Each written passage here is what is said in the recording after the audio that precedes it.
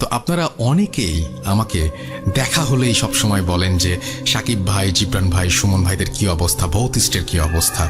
চলুন আমরা কথা না বাড়িয়ে সরাসরি তার কাছ থেকেই ঘটনাটা শুনে ফেলি। সব তো ভুলে গেছি, মোটামুটি সব 10 বছর আগের কাহিনী। আমার তো গত মাসে কি করছে ওটা মনে থাকে না। এটা ওই শেষের দিকের একটা এক্সপিরিয়েন্স বলি।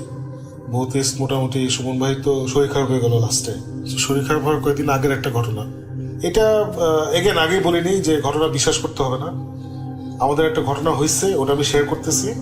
ওই গোয়িং টুয়ার্ডস সিলেট। তো যেতে যেতে যেটা হয়েছে যে আমরা রাতে যাচ্ছিলাম। আমরা তো সবসময় রাতে ট্রাভেল করতাম, কারণ রাতে ট্রাফিক অনেক কম থাকে।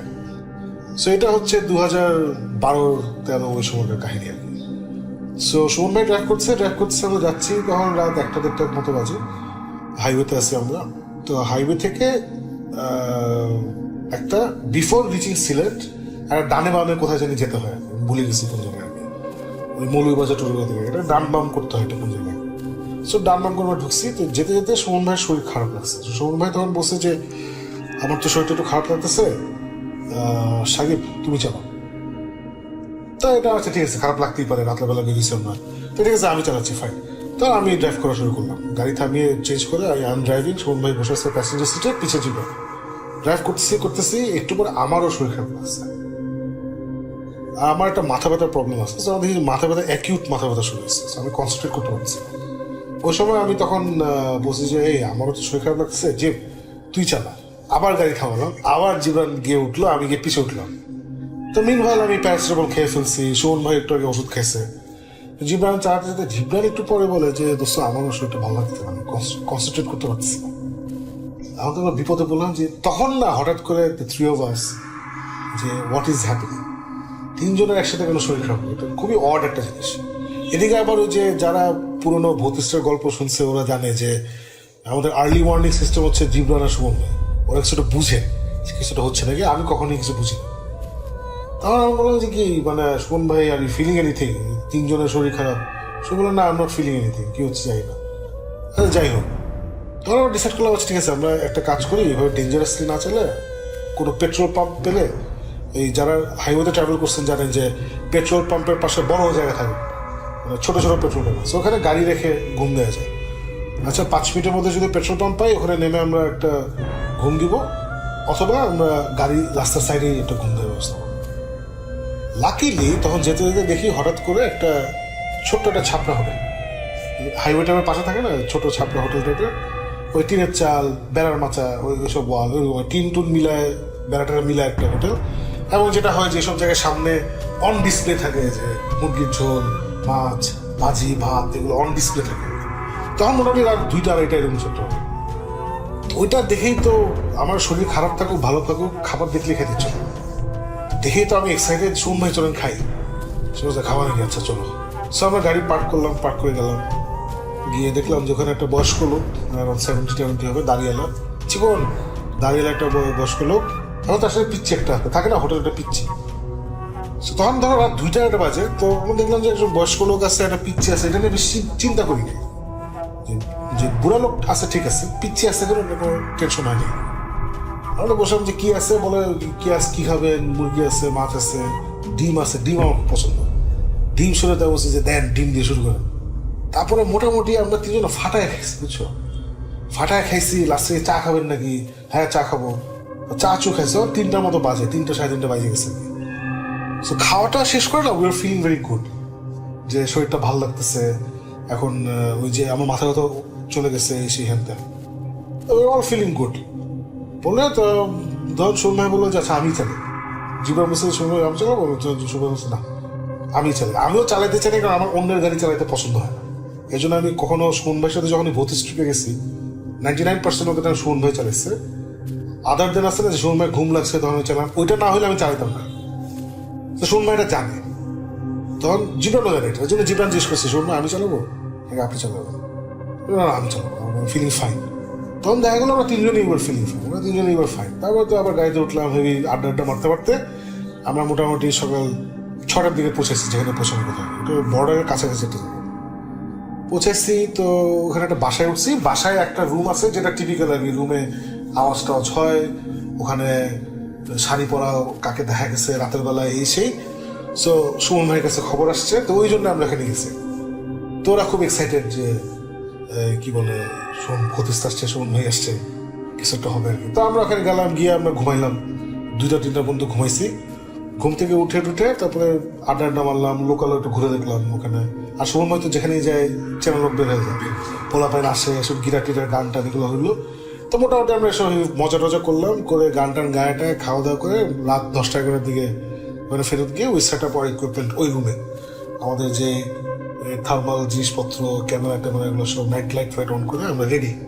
সো উইদিন 12 we রেডি আমরা বসে আছি। তো মোটামুটি সারা রাত তো আমরা ইনভেস্টিগেট করি না, আমরা 3:30-4টা বন্ধ করি, বেশি আর করে লাভ হয় না আসলে।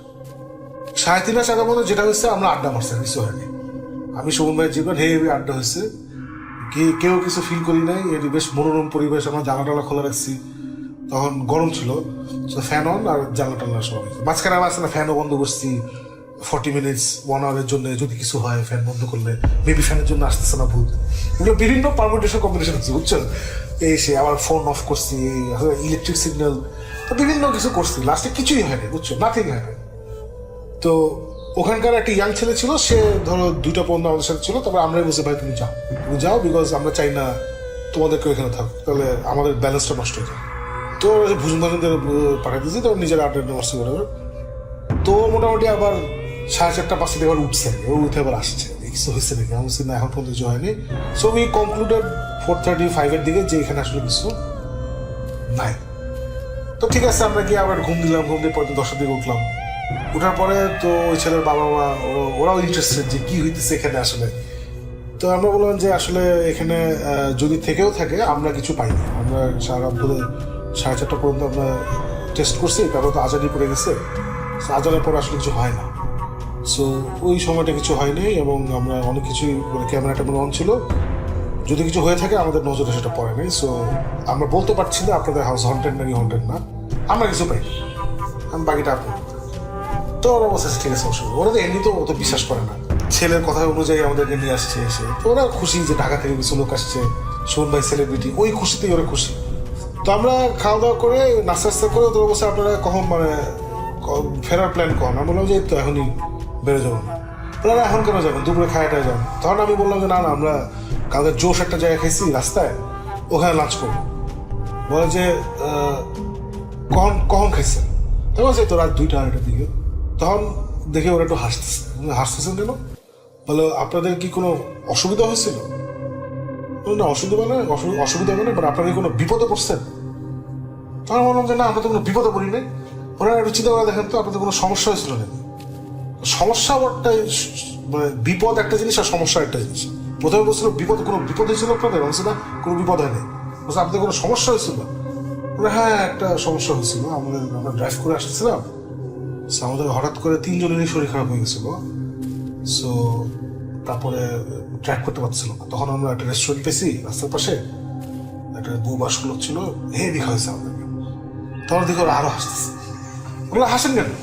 বলে ওই রেস্টুরেন্ট আপনি পাবেন না। ওটা পাবেন না ওই না? বলো ওইটা দিনের বেলা আপনি পাবেন না। তাহলে কি বলছে দিনের বেলা? আমি যে ওটা এখানে রাতে খোলা থাকে? বলে হ্যাঁ শুধু রাতেই খোলা থাকে, বাট আপনি আসলে বুঝতেছেন না। আপনি তাহলে বুঝাই বলেন কি হয়েছে। তখন বলে যে ওইখানে নাকি একটা এরকম জিন, ওরা বলে জিন, আসলে কি জানি না, ওই এলাকায় এটা প্রচলিত যে ওই এলাকায় একটা জিন আছে যে রাতের বেলা মুসাফিরদের খেদমত করে, এবং যদি মুসাফির কোনো সমস্যায় পড়ে, যদি কোনো বিপদে পড়ে বা সমস্যা পড়ে, তখন সে ওদের খেদমত করে।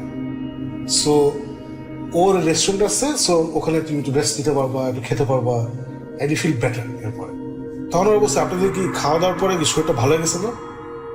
বলছে হ্যাঁ খাওয়া দাওয়ার পর তো শরীর ভালো হয়েছে। বলে এটাই ওর নিয়ে। তখন আমি তো এসব জিনিস একদমই বিশ্বাস করতে চাই না। আমি যে শোনেন, খাওয়া দাওয়ার পরে ফার্স্ট অল এমনি মানুষের শরীর ভালো হয়, খাইলেই আসলে এনার্জি পায় বডি, এটা হচ্ছে নাম্বার 1। নাম্বার 2 হচ্ছে আমাদের রেস্টুরেন্টে আসার আগে সবাই প্যারাসিটামল খাইছে, সবারই জ্বর মাথা ব্যথা এই টাইপের একটা সিচুয়েশন হয়েছে, সবাই আমরা প্যারাসিটামল খাইছি। সো প্যারাসিটামল প্লাস খাওয়া, এটাতে তো শরীর ভালো হবে। ওরা বলে না ওষুধ ঠিক আছে বুঝছি, আপনারা ওষুধ খাইছেন বুঝছি, কিন্তু আসলে ওই জিনই আপনারা ভালো করছে। আমরা কি বলতেছি ঠিক ভালো, ফালতু কথা। বলে তখন ওরা বলে কি আমরা বাজি ধরলাম, আপনারা ওখানে গিয়ে পাবেন না। আরে হ্যাঁ ঠিক আছে, না পারলে নেই, অসুবিধা নেই। বলে আপনারা খায়া যান, ওরা বলছে আপনারা খেয়ে যান, ওখানে গিয়ে তোরা পাবেন না। বলছে না না না খাবো না, আমরা এখনই রওনা দেবো, আমরা দুপুরে ওখানে খাবো। না খাইলে অসুবিধা নেই, হাইওয়ে তো আরো জায়গা আছে। তো এই বলে আমরা বেরোছি, এবং বিশ্বাস করো রাসেল, ওই যাওয়ার পথে আমরা ওকে খুঁজে পাইনি, যাওয়ার পথে খুঁজে পাইনি, এবং আমরা মোটামুটি খুঁজতে খুঁজতেই গেছি, কিন্তু খুঁজে পাই নাই। অ্যান্ড এই হচ্ছে ঘটনা। এখন it is totally up to you or totally up to the listeners to believe whether এটা আসলে জিন নাকি জিন না। আমরা রাতের বেলা আমাদের কারো তো অবস্থা ঠিক ছিল না যখন আমরা এটা খুঁজে পেয়েছি। সো হইতেই পারে আমরা রাতে, কারণ এসব জায়গায় যারা আপনার ট্রাভেল করেন জানেন যে একই জায়গায় কিন্তু আমাকে 5টা রাস্তা দিয়ে যাওয়া হয়। আমরা জিপিএস টিপিএস দিয়ে যাচ্ছিলাম রাতের বেলা, দিনের বেলা আমরা জিপিএস টিপিএস দেখি না, আমরা জাস্ট সাইনবোর্ড টাইনবোর্ড দেখে রওনা দিচ্ছি। সো অনেক জিনিসই দিনের বেলা একরকম লাগে, রাতের বেলা অন্যরকম লাগে, টোটালি ডিফারেন্ট লাগে, তাই না? সো স্পেশালি তুমি যদি জায়গায় না থাকো, একটা হচ্ছে আমি এখানকার লোকালয়, আমি বাসিন্দা, আমি চিনি, আমি রাতেও জানি কিরকম, দিনেও জানি কিরকম। আমরা জায়গায় থাকি না, আমরা জানি না। সো রাতে আমরা একটা চিত্র দেখছি, রাতে একভাবে আমরা পথঘাট খুঁজে বের করছি। সো আমার এক্সপ্রেশন হচ্ছে যে আমরা বেসিকলি রাতে যে রাস্তা দিয়ে গেছিলাম, দিনে ওই রাস্তা দিয়ে ফেরত যাই নাই, সেই কারণে আমরা ওই দোকান খুঁজে পাই নাই। জিব্রান ইজ কনভিন্স যে এটা জিন, আর সুমন ভাই হচ্ছে মাঝামাঝি একটা জায়গা। জিবা বলছে না এটা জিন, এই সেই। তা আমি তো আমার জিব্রানে বলছি, তুই তো খাওয়ার সময় তো আমি কোনো শুনি নাই যে আমার একটা ফিলিং হচ্ছে সামথিং ইজ হ্যাপেনিং। তো যেসব নর্মালি হয় আর কি, সেন্স করতে পারছি, তুই সেন্স করি, সে ওয়ার্নিং দিয়ে সেই সুমন মানে হয় তুই তো আমরা তো হয়তো পাগল মতো খাইছি।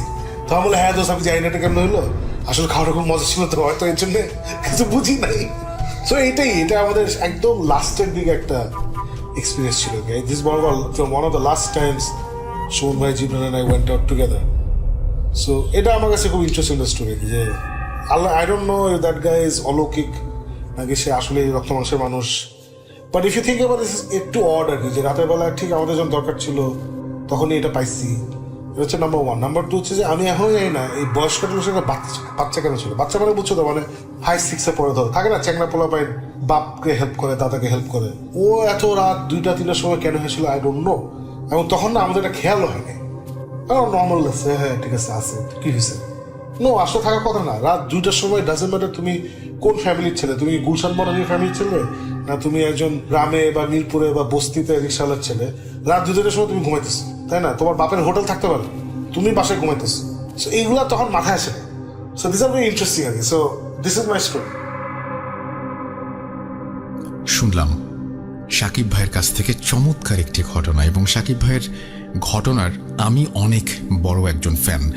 কিছুদিন আগে যখন আমি শাকিব ভাইয়ের অফিসে যাই, তখন শাকিব ভাই আমাকে সেখান থেকে তার বাসায় নিয়ে যান, এবং বাসায় নিয়ে গিয়ে আমরা তার রুমের মধ্যে বসে বসে এই স্টোরিটা রেকর্ড করি। এই ঘটনাটা আপনাদের কাছে কেমন লেগেছে আমি জানি না, আমার কাছে অসম্ভব ভালো লেগেছে। এবং আমি খুব অল্প সময়ের মধ্যেই কেন যেন শাকিব ভাইয়ের সাথেই, শাকিব ভাইয়ের কথা শুনতে শুনতেই সেই সময় হারিয়ে গিয়েছিলাম, এবং সেই সময় থেকে ফিরে আসতে আমার একেবারেই ইচ্ছা করছিল না। আমি জানি আপনাদের কাছে এরকম ঘটনা আছে, যদি ঘটনা থাকে তাহলে পাঠান আমাদের কাছে। আমাদের ইমেল অ্যাড্রেস হচ্ছে russell.booth.com@gmail.com, এবং এইখানে আপনার নাম, ঠিকানা এবং ফোন নাম্বার সহ আপনার জীবনে ঘটে যাওয়া বা আপনার জানা সেরা ঘটনা লিখে পাঠাবেন আমাদের কাছে। ঘটনার শুরুতে অবশ্যই উল্লেখ করবেন যে ঘটনাটি আপনি স্টুডিওতে এসে শেয়ার করতে চান, নাকি আপনি চান আপনার ঘটনা আমরা পড়ে শোনাই। যারা দেশের বাইরে রয়েছেন তারা সরাসরি অডিও ক্লিপ পাঠাতে পারেন বা লিখেও পাঠাতে পারেন ঘটনাটি। যাই হোক, আমার মনে হয় এই ঘটনাটি আপনাদের কাছে ভালো লেগেছে।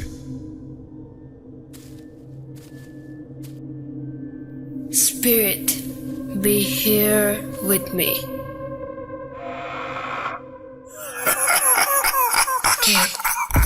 কে তুমি? Booth.com. The fear returns with Russell.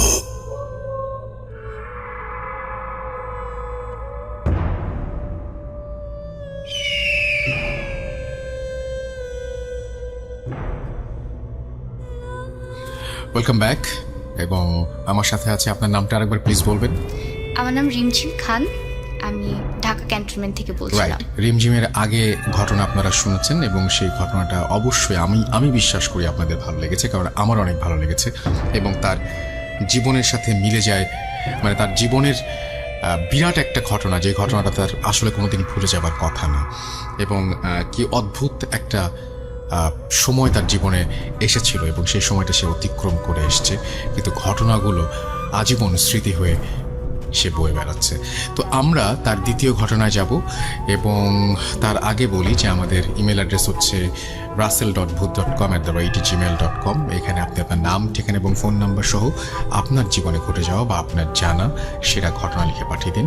ঘটনার শুরুতে অবশ্যই উল্লেখ করুন যে ঘটনাটি আপনি স্টুডিওতে এসে শেয়ার করতে চান, নাকি আপনি চান আপনার ঘটনা আমরা পড়ে শোনাই। যারা দেশের বাইরে আছেন তারা সরাসরি অডিও ক্লিপ পাঠাতে পারেন বা লিখেও পাঠাতে পারেন ঘটনাটি। আমরা রিমঝিমের ঘটনায় যাব এখন।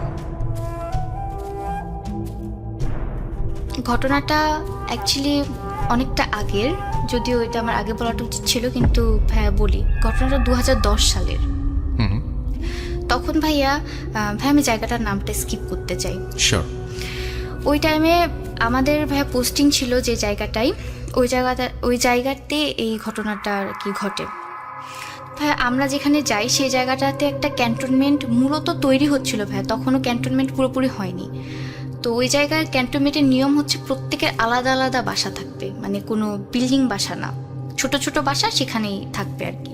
তো ভাই ওরকম একটা বাসায় আমাদের মানে বাসায় আমরা ছিলাম। তো ভাই আমরা যখন ফার্স্ট ওখানে যাই, আমরা মানে ভাই আপনি দেখলে বুঝবেন না যে এটা কোনো ক্যান্টনমেন্ট। ইভেন ওই জায়গাটার মানে ওই স্পেসিফিক করে ওই জায়গাটাকে মানুষ চিনত হাতিখানা কবরস্থান নামে, ওই জায়গাটাকে চিনত আর কি। তো ভাই ওই হাতিখানা কবরস্থানটা শুনে আমরা ফার্স্ট, আম্মু বললো যে আমরা কবরস্থানের মধ্যে থাকবো, এটা আবার কেমন। তখন ওই যে অথরিটি ছিল তারা বললো যে না, কোনো সমস্যা হবে না, আপনারা থাকেন। তো ওই টাইমে ভাই আমার কিন্তু 2টা কুকুর ছিল, একটা নাম ছিল জন, একটা স্যানভিয়া, এই ছিল 2টা কুকুর। তো আমি ওদেরকে অনেক ভালোবাসতাম। যাই হোক ভাইয়া ওদের ভালোবাসতাম মানে কি, সেই কুকুরগুলো এখন কোথায়? ভাইয়া ওরাও এই পরিস্থিতির শিকার। আচ্ছা, তাহলে শুনি ঘটনা। আমরা মানে ওই বাসায় যাওয়ার পরে তো স্বাভাবিকভাবেই আমার বাবা আমাদের সাথে থাকতো না।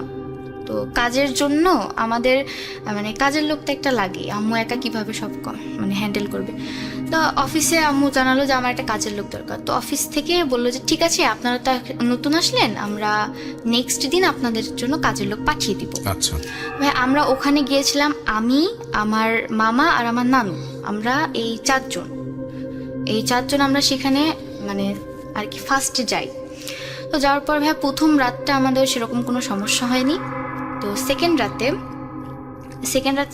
যেটা হয় যে আমার মামা আপনার রাতে ঘুমিয়ে আছে, হঠাৎ করে আমার মামা ফিল করে যে আমার মামার পাশে কেউ একজন মানে দাঁড়ানো। মামা ভাবে যে হয়তো নানু ঘুম থেকে উঠে ওয়াশরুমে যাওয়ার জন্য ভাবে দাঁড়িয়ে আছে, বাট সে স্থির দৃষ্টিতেও দাঁড়িয়ে আছে। মামা তারপরে উঠার পরে তাকে মানে অবয়বটা পুরো আমার নানুর মতোই ছিল। তাকে বলে যে আব্বা আপনি কি কোথাও যাবেন? কোনো কথা বলে না, কিছু করে না, শুধু চুপচাপ দাঁড়িয়ে আছে। তো মামা আবার সেকেন্ডবার আব্বা বলে ডাকতে পিছন থেকে নানুর সাউন্ড আসে। নানু বলে যে কি ব্যাপার, তুমি ডাকছো কেন? তখন মামা বিষয়টা আমলে নেয় না যে কি ব্যাপার, ওটা হয়তো চোখের ভুল। তো ওই রাতটা এভাবে চলছে। এটা ভাইয়া সেকেন্ড রাত। আর তৃতীয় দিনের বেলায় ভাইয়া আমাকে নতুন স্কুলে ভর্তি করালো। তো ওখানে আমি স্কুলে চলে যাই। তো বাসায় আমার আম্মু একা, স্কুলে আমাকে আমার নানু আর মামা রাখতে যায়, আর বাসায় আমার আম্মু একা। তো ভাইয়া প্রায় আপনার 10টা বা 11টার সময় একজন আমাদের বাসায় নক করে আমার আম্মু দরজা খুলে একটা মহিলাটা বলে যে আমি এখানে কাজ করার জন্য আসছি, আমাকে ক্যান্টনমেন্ট থেকে পাঠিয়েছে, তো আপনি বলেন কি কি কাজ করা লাগবে। আম্মুর জিনিসটা অদ্ভুত লাগলো ভাইয়া, যে হুট করে এসে পরিচয় না জেনে হঠাৎ বাসার মধ্যে ঢুকে যাচ্ছে। তা আম্মু আর কিছু বললো না। ভাইয়া আমি আমার বাসার বর্ণনাটাকে একটু দিব প্লিজ। আমার বাসাটা ভাইয়া মানে একটা বাসা থেকে আরেকটা মানে বাসার দূরত্ব, আপনি দাঁড়িয়ে থেকে মনে হয় দূরবীন দিয়ে দেখা লাগবে যে এত দূরে। মানে পুরা জায়গাটা ফাঁকা, আর পুরো একটা গ্রামের বাড়ির মতো, উঁচু প্রাচীর ঘেরা। প্রাচীরের মানে আমাদের বাড়ির পিছন দিকে একটা পুকুর ছিল, আর সামনের দিকে একটা বাগান ছিল আর কি। মানে দেখলে ভালোই লাগবে, নিরিবিলি জায়গা একদম। তো তারপর পরে ঘটনায় যাই, আম্মু ওনাকে বাসার মধ্যে ঢুকতে দেওয়ার পরে আম্মুর একটা বিষয় ভাই অদ্ভুত লাগে। মানুষ তো কত রকমেরই পেট রাখে আর কি, তার পেট হিসাবে ছিল ভাইয়া একটা কাক। হ্যাঁ ভাইয়া, একটা খাঁচার মধ্যে একটা কাক ছিল তার পেট। আমার আম্মু বলে যে এইসব নিয়ে আমি আমার বাসায় অ্যালাউ করব না। আর ভাইয়া সে যখন আসে, আমাদের কুকুরগুলা কিন্তু বাইরে বাঁধা থাকতো, কুকুরগুলা কিন্তু ভীষণ রকমের রিয়াক্ট করা শুরু করে। তারা মানে কাকটাকে দেখে নাকি মহিলাকে দেখে? মহিলাকে দেখেই, সব আচ্ছা। ওদের দুজনকে দেখেই আচ্ছা, ওরা মানে পায় না যে শিকল খুলে এসে ওদেরকে অ্যাটাক করে। আমার আম্মু ভাবলো যে হয়তো ওদের ক্ষুধা লেগেছে তাই এরকম করে। তখন ওই মহিলা আবার আমার আম্মুকে বলে যে আপা ওদের তো ক্ষুধা লেগেছে, দেন আমি ওদেরকে খাইতে দিয়ে আসি। পরে ভাইয়া সে নিজেই আমাদের রান্নাঘরে যেয়ে খাবার নিয়ে আসলো। আর কুকুরগুলা কিছুতেই ভাইয়া তার হাতের খাবার খেতে চাচ্ছিল না। তো ভাইয়া নর্মাল ডের মতো ওখানে কিন্তু ভাইয়া কাজের মহিলারা কিন্তু বাসাতেই থাকতো, এরকম ব্যবস্থাই ছিল। তো সে আমাদের বাসাতেই থাকবে এরকমই কথা হলো। ভাইয়া ওই দিন রাতে আমার স্যানভিয়া কিন্তু বাসার মধ্যে থাকতো, আর জন থাকতো হচ্ছে বাসার বাইরে। জি। ভাই সেই দিন রাতে প্রায় রাত আপনার 1টা বা 2টা নাগাদ জন হঠাৎ অনেক মানে চিৎকার চেঁচামেচি শুরু করে, মানে ও আর স্থির থাকতে চাচ্ছে না। আম্মু বারান্দায় আসে, বারান্দায় এসে জনকে বলে, মানে জন আবার কথা অনেক বুঝতো ভাইয়া, তো জনকে বলে যে তুই চুপ কর, কিছু হয়নি। তো ভাইয়া জন অনেক লাফালাফি শুরু মানে লাফাতে থাকে। এক পর্যায়ে ভাইয়া ওর গলার যে শিকলটা ছিল সেটা খুলে যায়, খুলে ও ভাইয়া দৌড় দেয়। ভাইয়া আমাদের বাসার পিছনে কিন্তু পুরাটা মানে বাসার পিছনে যে পাঁচিলটা বের হলে কিন্তু ভাই একটা কবরস্থান, সেটা আচ্ছা। কিন্তু আমাদেরকে আগে কেউ ইনফর্ম করেনি। তো ভাইয়া ও একদম মানে কিভাবে যে ও এত উঁচু পাঁচিল টপ করলো ভাইয়া সেটা বুঝতে পারলাম না। ও একদম পাঁচিল টপকে একদম ওই জঙ্গল মানে বাড়ির পিছনের কবরস্থানে চলে গেছে ওদিকে। আমার আম্মু তো চিৎকার শুরু করে। ভাইয়া পরে লোকজন ডাকাডাকি করার পরে মানে ক্যান্টনমেন্ট থেকে লোক আসে যে জন কোথায় গেল, ওকে খুঁজে পাওয়া লাগবে। সকাল হয়ে যায় কিন্তু জনের কোনো খোঁজ পাওয়া যায় না। ভাইয়া ওরা খুঁজতে খুঁজতে হঠাৎ আমাদের একটা পরিচিত আঙ্কেল ছিল, ওই আঙ্কেলের পায়ের কাছে গাছ থেকে কিছু একটা এসে পড়লো। আঙ্কেল পায়ের কাছে তাকাতেই দেখে যে ওটা হচ্ছে আমার জনের মাথা। মানে কেউ আমার জনকে, সরি আমার কান্না পাচ্ছে ওর কথা মনে না করে। না না, স্বাভাবিক, খুব স্বাভাবিক। ওর কাটা মাথাটা, ওর বডির কোনো অংশ বিশেষ পাইনি। পরে ওনারা ওই মাথাটা নিয়ে আমাদেরকে এসে দিয়ে যায়। ভাইয়া আমি তো মানে শেষ। ওরা মানে মানুষের মতো ওদেরকে ভালোবাসতো। এটা মানুষের পক্ষে করা কিন্তু অসম্ভব, তাই না? একদমই ভাই। এটা মানুষের পক্ষে করা অসম্ভব, সেটা আমরা শুনেই বুঝতে পারছি। আর ভাই যদি মানুষও যদি করে থাকে, অত উঁচু কাঠের গাছগুলার মধ্যে কেন মাথাটা রেখে আসবে? যদি মানুষই করতো সে নিচেই ফেলে যেত। সেখানে ওঠাও তো অনেক মুশকিল আসলে। হ্যাঁ ভাইয়া। জি। তারপরে এটা আমরা স্বাভাবিকভাবেই নিলাম। আম্মু ভেবেছে হয়তো কোনো জঙ্গলিদের কাজ, হয়তো কোনো সাঁওতালরা তো আবার এগুলো খায়, তো ভাবছে ওরা করার হয়তো- কথা না, এরকম করার কথা না। যাই হোক, এটা মানে আমরা স্বাভাবিকভাবেই নিলাম। জি। আর আমি তখন ছোট, তো এত কিছু মাথায় আমার ছিল না। আমরা তো যথেষ্ট আপসেট। পরের দিন ভাইয়া সকাল মানে গেল, কোনো সমস্যা হলো না। কিন্তু ভাই আরেকটা অদ্ভুত বিষয় সেটা হচ্ছে ওই যে বললাম যে কাজের মহিলার যে কাকটা, জি জি জি। সেই কাকটা কিন্তু ভাইয়া ওর ঠোঁটগুলা ভাইয়া লাল ছিল। কাকের ঠোঁট কাকের লাল? ঠোঁট লাল মানে ওই আমার মানে জনের যেদিন মাথাটা নিয়ে আসলো আমাদের, যেদিন মানে ওকে মেরে ফেলা হলো, তারপর থেকে আর ওই দিন কিন্তু কাকের ঠোঁটটা, আম্মু ভালো করে লক্ষ্য করে, কাকের ঠোঁটটা লাল ছিল। তার মানে ও রক্তাক্ত কিছু খেয়েছে ওরকম। কিন্তু ও তো খাঁচায় থাকে। হ্যাঁ ভাইয়া, ও খাঁচায় থাকে। আচ্ছা। আমার আম্মু বলে যে তোমার কাক কি খাঁচা থেকে বের হয়ে কিছু খেয়েছে? বলে যে না, আমার কাক খাঁচাতেই থাকে।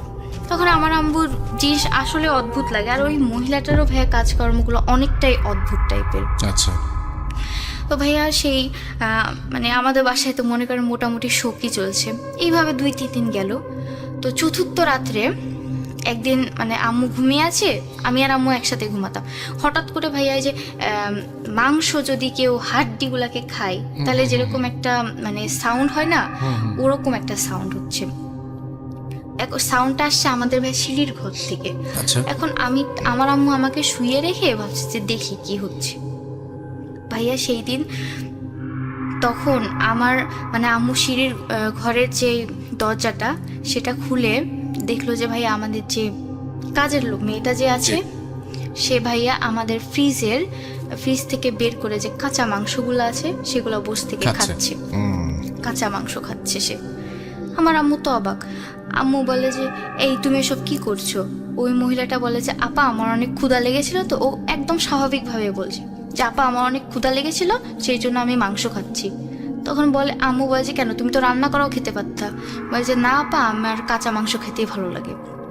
জিনিসটা আমার আম্মুর একদমই ভালো লাগেনি।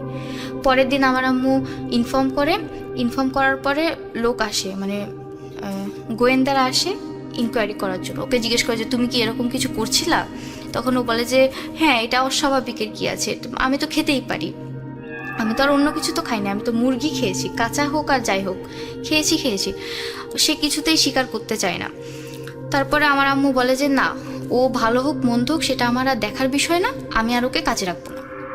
আচ্ছা, পরে ভাইয়া ও চলে যাওয়ার সময় আমার আম্মুকে বলে যে আপনি আমাকে তাড়িয়ে দিলেন, আপনি এটা ঠিক করলেন না কাজটা। আমার আম্মুকে বলে, আম্মু বলে যে কেন? বলছে কেন তার উত্তর আমি দিতে পারবো না, আপনি কাজটা ঠিক করলেন না, এর জন্য আপনাকে পস্তাতে হবে। আচ্ছা, এটা বলে সে চলে যায়। পরে ভাইয়া আমার আম্মু বিষয়টা কতটা মানে আমলে নেয় না আর কি, যে কে কি বললো তাতে আমার কি হবে। ওই দিন সন্ধ্যাবেলায় আম্মুর প্রচন্ড রকমের জ্বর আসে। আম্মু তো সিক, এখন বাসায় কেউ নেই, আমি মামা নানু, আমরা কি করতে পারি? যাই হোক, আমরা মানে কোন রকম আম্মুর সেবা যত্ন করি। আম্মু জ্বর কিছুতেই নামছে না। পরে ডাক্তার ডাকলাম, ইঞ্জেকশন দিল, জ্বর অতটাও কমে না, বাট আম্মু ঘুমাচ্ছে, মানে ঘুমের একটা ইঞ্জেকশন দিয়ে গেল, আম্মু ঘুমাচ্ছে। ওই দিন ভাইয়া রাত প্রায় আপনার 12:30 নাগাদ আমার যে আরেকটা কুকুর ছিল স্যানভিয়া, সেও আপনার জনের মতোই মানে চিৎকার চেঁচামেচি শুরু করে দিয়েছে। আমরা স্যানভিয়াকে কিন্তু ছাড়াই রাখতাম, ওকে বাঁধতাম না।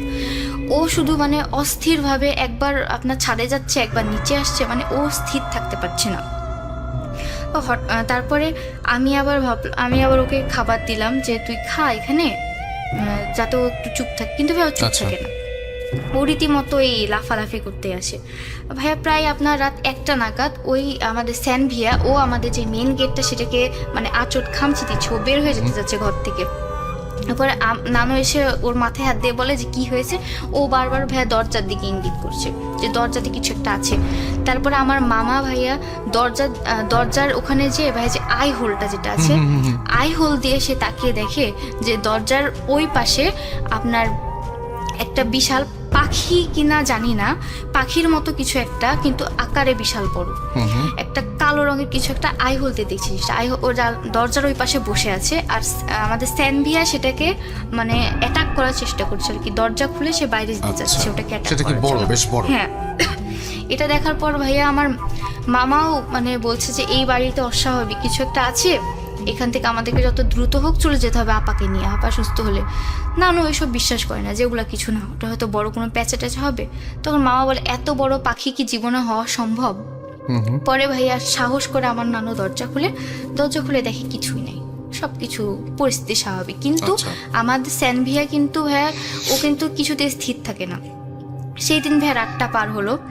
পরের দিন মোটামুটি আমার আম্মু সুস্থই, মানে হাঁটাচলা করতে পারছে আর কি। কিন্তু সেই দিন রাতে আমাদের যে স্যানভিয়া ছিল সে আবার মানে অস্থির প্রকৃতির হয়ে গেছে। সে ভাইয়া আমাদেরকে অ্যাটাক করছে, মানে আমাদেরকে যেন চিনতে পারছে না। পরে এমন একটা পরিস্থিতি হলো যে ওকে বাসার মধ্যে ধরে রাখা যাচ্ছে না। তখন আমার নানু ওকে জোর করে বাড়ি থেকে বের করে দেয়। জোর করে বাড়ি থেকে বের করে দেওয়ার পরে ও কিন্তু ভাইয়া পুরা বাড়িটার মানে লাফালাফি করে চক্কর কেটে বেড়াচ্ছে, চিৎকার করছে শুধু। আচ্ছা, পরে হঠাৎ করে আমরা কিন্তু ওর শব্দ শুনতে পাচ্ছি, মানে যে ও অনেক চিৎকার করছে, কিন্তু হঠাৎ করে শব্দটা মানে ওর চিৎকারের শব্দটা বন্ধ হয়ে গেল। আমরা ভাবলাম যে ও হয়তো ঘুমিয়ে পড়েছে, তাই আর মানে কিছু বলিনি। তারপরে ভাইয়া তখন প্রায় আপনার রাত 1:30 বাজে, তখন মানে অস্বাভাবিকভাবে সব কিছু নীরব হয়ে যায়। তখন আমার নানু বলে যে কি ব্যাপার, কুকুরটা তো এখানেই ছিল, এত নীরব হয়ে গেল, ব্যাপার কি, যাই দেখি। পরে ভাই আমাদের যে পুকুরটা ছিল, পুকুরের ওইদিকে নানু আর মামা মিলে টর্চ নিয়ে যেয়ে দেখে যে পুকুরের ওই পাশে একটা বড়ই গাছ ছিল। বড়ই গাছের পিছন দিকে মানে আগে যেমন মহিলারা আপনার যে গরুর চামড়া বা ধুলে যেরকম একটা মানে ইয়ে হতো, ওভাবে বসে কে যেন কিছু একটা করছে, কোনো কিছু কাটছে বা এরকম। পরে কাছে সে দেখে ভাইয়া একটা, এই যে আমাদের যে কাজের মহিলাটা ছিল ওই রকমই মানে দেহের গড়নটা ওই রকম, মহিলাটা বসে আমার স্যানভিয়াকে নিয়ে ভাইয়া কিছু একটা করছে। স্যানভিয়ার যে খুঁচিয়ে ওর চামড়াগুলোকে মানে দেহ থেকে চামড়া, এটা আমি দেখি, এটা আমার নানু আর মামা দেখেছে। যে তখন তার চামড়া কিরকম, মানে সময়টা কত? তখন ভাইয়া প্রায় আপনার অনেক রাত হয়ে গেছে, আচ্ছা, 1টা okay. বা 1:30 বাজে। যেহেতু কুকুরটা আমাদের নিজের ফ্যামিলিরই অংশ ছিল, ওই জন্য তারা ছুটে গেছে অত রাত হলেও, মানে আচ্ছা। একটা টানেই ছুটে গেছে আর কি। পরে দেখে যে যে ছাগলের চামড়া যেভাবে ছালাই সেইভাবে ওই মহিলাটা নখ দিয়ে খামচে খামচে চামড়াটা ছুলাচ্ছে। পরে লাইট মেরে দেখে যে ওটা আমাদের কাজের, ওই যে আগে কাজ করতো সেই কাজের মহিলাটাই, আর পাশে বসে আছে ওই কাকটা। আচ্ছা, খাঁচার থেকে মানে এমনি ছাড়াই ছিল, কাকটা বসে আছে। বসার পরে আমার নানু তখন বলে, তাকে বলে যে তুই এখানে ঢুকলি কিভাবে? বলছে ওই মহিলাটা নাকি নানুকে বলে যে আমার ঢুকার জন্য কোনো রাস্তার দরকার হয় না, আমি সব জায়গা দিয়েই ঢুকতে পারি, এভাবে আঞ্চলিক ভাষায় বলে আর কি। আচ্ছা, পরে মানে নানুদের সামনে সে ওই কুকুরের ভিতর থেকে ভাইয়া হাত ঢুকে মাংসগুলোকে খামচে খামচে বের করে খাচ্ছে ওই মহিলা। আচ্ছা, আর এই দৃশ্যটাও দেখতে হলো। তারপর ভাইয়া আমার নানুরা কি করবে, তারা যতই পুরুষ হোক না কেন, ভয় তো সবারই একটা থাকে। জি, তারা আর বললো যে যা হওয়ার হয়ে গেছে, স্যাম্বিয়াকে তো আর আমরা বাঁচাইতে পারলাম না, এখন নিজেরা যাতে সেফ থাকতে পারি এটা আমাদেরকে দেখা রাখবে। তো ভাইয়া তারা আর কথা না বাড়িয়ে সেখান থেকে মানে বাসায় চলে আসে। বাসায় এসে ভাইয়া তারা আমাদের হেড অফিসে ফোন দেওয়ার জন্য ফোন মানে কানেক্ট করার চেষ্টা করে ল্যান্ডলাইনে, জি। ল্যান্ডলাইন আর কাজ করে না। ফোনে ট্রাই করে, ফোনে দেখে নেটওয়ার্ক নেই, নেটওয়ার্ক বিজি। পরে কোনোভাবে মানে ওই রাতটা আমরা পার করলাম। পরের দিন সকালে নানু অফিসে যে নিজেই বলে যে আমরা হুজুরকে দিয়ে এই বাড়িটাকে বাঁধিয়ে নিব। হ্যাঁ বাঁধিয়ে নিব। পরে হুজুরকে নিয়ে আসে, হুজুর এসে পুরা বাড়িটা দেখে বলে যে এই বাড়িতে হচ্ছে শয়তানের নজর পড়েছে এ বাড়িতে। আচ্ছা, তারপরে আমার মানে শয়তানের নজর এখন কেন পড়লো, এখন হুজুর বলে যে আমার আম্মুর দিকে দোষারোপ করে, বলে যে আমার আম্মু নাকি কোনো এক সকালে কোনো এক জিনকে নাকি, যে জিনের কোনো একটা কাজে ব্যাঘাত ঘটিয়েছে, তার জন্য সেই জিন এসছে আমার আম্মুর কাছ থেকে প্রতিশোধ নিতে। আচ্ছা, এখন আমার আম্মু বলে যে আমি তো জীবনে কোনো পিঁপড়াও মারিনি, আমি আবার কিভাবে কোন জিনের মানে ব্যাঘাত ঘটালাম। তখন হুজুর বলে যে ঠিক আছে আমি সব দেখছি। তারপরে ভাইয়া বাঁধানোর যেই জিনিসপত্র মানে যা সরঞ্জাম লাগে, ওই দিন সন্ধ্যাবেলায় হুজুর বললো যে আমি সেগুলা নিয়ে একটা মানে আর কি আমি বসবো। তো জিনকেই সরাসরি জিজ্ঞেস করব যে তুমি কি চাও, ওই শয়তানকে জিজ্ঞেস করবে।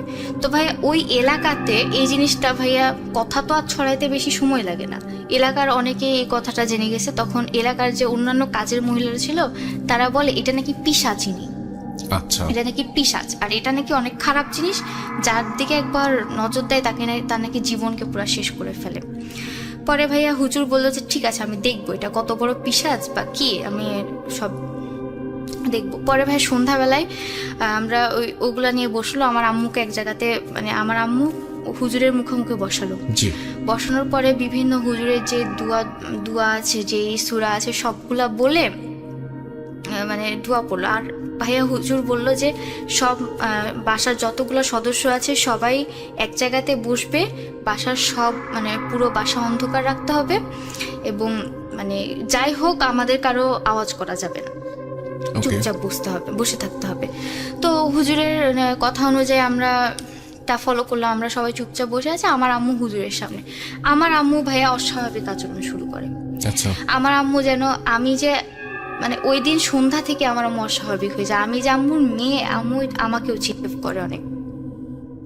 তারপরে ওই দিন আপনার 8টা-9টার দিকে হুজুরের সামনে আমার আম্মুকে বসানো হলো। বসানোর পরে আম্মু হুজুর আম্মুকে অনেক দোয়া দুরুস বলে আম্মুর কপালের মধ্যে এভাবে মানে কপালে কিছু একটা টিপ পরাইলে যেরকম হয় ওভাবে হাত দিয়েছিল আমার আম্মুর কপালে। তখন আমার আম্মুকে হুজুর জিজ্ঞেস করে যে তুই এ বাড়িতে কেন আসছিস? তখন ভাইয়া আমার আম্মুর ভয়েসটা পুরো চেঞ্জ হয়ে যায়, একটা মোটা একটা কণ্ঠে সে হুজুরকে বলে যে আমি তো শান্তই ছিলাম, তুই কেন আমাকে তাড়ালি? তোর বাড়ির মাংস খেয়ে কি আমি খুব অপরাধ করেছি? এটা হুজুরকে বলে। তখন হুজুর বলে তুই কেন মাংস খাচ্ছিস? তুই এ বাড়িতে মানে এসছিলি কি জন্য? অন্য বাড়ি পাসনি? বলছে না, এই বাড়ির আপাটা অনেক সুন্দর, সেই জন্য আমি এখানেই আসছি। মানে আমার আম্মু ভাইয়া দেখতে অনেক সুন্দর ছিল, তো এই জন্য বলছে যে আমার আম্মুকে তার পছন্দ ছিল, সেই জন্য ও এখানে আসছে। তারপরে হুজুর বললো যে তোর কি ওর ক্ষতি করার কোনো ইচ্ছা ছিল? তখন ও বলে যে না, আমি ওর কোনো ক্ষতি করতাম না, ও আমাকে তাড়াইলো কি জন্য। তারপরে বললো যে আচ্ছা, ও আর মানে তোকে তাড়াবে না, তুই আর ওর কোনো ক্ষতি করিস না, তুই চলে যাস। বলছে না, আমি যাব না, আমি ওর বাচ্চাকে নিয়ে যাব। ওর বাচ্চা বলতে তো আমি আছি। বলছে না, ওর বাচ্চাকে নিয়ে যেতে পারবি না, তোকে এমনি চলে যেতে হবে। পরে ভাইয়া ও বললো যে আমি চলে যাব, কিন্তু আমি আবার ফিরে আসব। এটা বলে ভাইয়া মানে পুরা বাসাটা, মানে যে আপনার লাইটটা যদি ফিউজ হয়ে যায়, যেরকম জ্বলনিভু করে, হঠাৎ করে আমাদের বাসার সব লাইটগুলো ওই রকম করতে অন্ধকারই ছিল, কিন্তু কিভাবে এই জিনিসটা হলো সেটা কেউ বুঝতে পারলো না। পরে ও যে চলে গেল সেটা আমরা বুঝতে পারলাম, কারণ আমাদের ঘরের প্রত্যেকটা বাল্ব ফেটে গেছে, ও এটা করে ও চলে গেছে। এরপর থেকে ভাইয়া আমার মানে আম্মু যতবারই আর কি প্রেগনেন্ট হতো, আর মানে আমার কোনো ভাই বোনে টিকতো না আর কি, একদম মানে সাথে সাথেই নষ্ট হয়ে যেত। সেটা ওর দেওয়া অভিশাপে, সেটা ছুটেছে, কিন্তু অনেক কষ্ট করতে হয়েছে আর কি। আর ভাইয়া এর মাঝে ভাইয়া আমি বলি, আমি আমার আম্মুকে নিয়ে যতগুলো স্বপ্ন দেখি সেগুলা ভাইয়া মানে জানি না কেন সত্যি হয়। ভাই আমি কি বলবো? হ্যাঁ বলেন বলেন। ভাই একদিন আমি সন্ধ্যাবেলায় স্বপ্নে দেখছি যে আমার আম্মু তখন প্রেগনেন্ট ছিল ভাইয়া। স্বপ্নে দেখি যে আমার আম্মু সিঁড়ি থেকে পড়ে যাচ্ছে সন্ধ্যাবেলায়, আর একটা লাল রঙের পা আমার আম্মুকে ধাক্কা দিয়ে ফেলে দিচ্ছে। এটা আমি স্বপ্নে দেখি। তারপরে ভাই আমি ভাবি যে স্বপ্নে তো দেখলাম, এটা আবার সত্যি হবে কি। তখন ভাই সন্ধ্যার আজান দিচ্ছে, আমি দেখি যে পাশে আমার আম্মু নাই। তা আমি ভাবলাম যে আম্মু আবার কোথায়। পরে আমি ছাদে যেয়ে দেখি আমার আম্মু দাঁড়িয়ে আছে। আম্মু বলে যে এখন তো সন্ধ্যা হয়ে গেছে, চলো আমরা যাই। ভাই আমরা যাওয়ার জন্য মানে আসলাম, সিঁড়ির যে ঘরটা আছে ছাদের ওপরে, সিঁড়ির ঘর থেকে ভাই মানে মানুষের পায়ের আওয়াজ আসছে। এটা তো অসম্ভব, আমাদের বাসায় তো তখন পুরুষ বলতে আমার মামা আর নানু, তো অন্য কেউ, ওরা তো ছাদের ঘরে যাবে না। পরে আম্মু গেল, যে আম্মু বলে যে তুমি থাকো, আমি দেখে আসি যে ঘরের মধ্যে কি। ভাইয়া আম্মু ঘরের মধ্যে যে দেখে ভাইয়া দুইটা পা স্থির, মানে ফ্লোরের মধ্যে দুইটা পা মানে পড়ে আছে আর কি, শুধু কাটা দুইটা পা। আম্মু এটা দেখে ভাইয়া পিছনে সরে আসতে যে জাস্ট আপনার সিঁড়ি থেকে পড়ে যায় আম্মুর ওই বেবিটা আর কি নষ্ট হয়ে যায় তখন। আচ্ছা, এই যে আপনি এই স্বপ্ন যে সত্যি হয়, এইটার কোনো ব্যাখ্যা পেয়েছেন নাকি এটা আপনি জানেন না এখনো পর্যন্ত কেন মনে হয়? ভাই এটা আমি অনেক হুজুরের কাছে, মানে পরিচিত হুজুরকে বলেছি যে ভাই আমার অনেক স্বপ্ন এরকম সত্যি হয়েছে। এটা তো ভাই একটা বললাম, আরো অনেক স্বপ্ন এরকম হয়। ভয়ঙ্কর কিছু হয়েছে? হ্যাঁ ভাই, ভয়ঙ্কর তো হয়। কিরকম বলেন তো? ভয়ঙ্কর যেমন ভাইয়া আচ্ছা, এটা নয় আমরা একটু পরেই শুনছি। আমরা আপাতত আপনাদেরকে বলি যে আমাদেরকে মানে একটু পরে মানে আরেকটা ঘটনায় শুনবো। আপাতত বলি যে আপনারা আমাদেরকে ঘটনা পাঠাতে হলে আমাদের ইমেল অ্যাড্রেস হচ্ছে ভূত.com যে ইমেল অ্যাড্রেসটা সেটাই, এবং সেটি হচ্ছে russell.booth.com@gmail.com। সেখানে আপনাদের ঘটনাগুলো পাঠিয়ে দিন। ফেসবুকে ভিজিট করুন আমাদের পেজগুলো এবং আমাদেরকে জানান আপনাদের সকল কথা। আপাতত আমরা এই ঘটনাটা এখানেই শেষ করতে চাই। রিমঝিম, আপনাকে অনেক ধন্যবাদ। আমরা পরবর্তী ঘটনায় যাব। Thank you.